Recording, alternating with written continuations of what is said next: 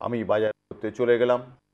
বাজার করতে গিয়ে হয়তো আমার অনভিজ্ঞতার জন্যে অথবা সেদিন বাজারে সাপ্লাই ভালো হয়নি, আমি কি করব, খুব ভালো বাজার করতে পারলাম না, অথবা কোনো কোনো জায়গায় কোনো কোনো জিনিসে ঠকে গেলাম।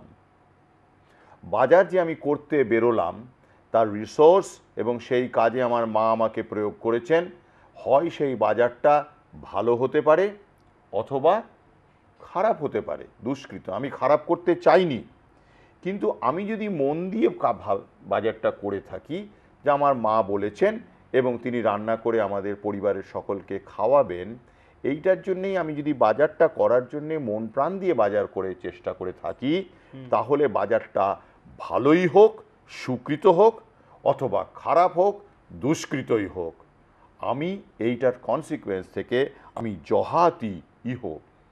আমি বলবো কি করব, বাজারে আজকে সব সাপ্লাই আসেনি, আমার একটা স্যাটিসফ্যাকশন থাকবে, আমার দিক থেকে কোনো খামতি ছিল না, এ কথাটা আমি মাকে এসে বলতে পারবো।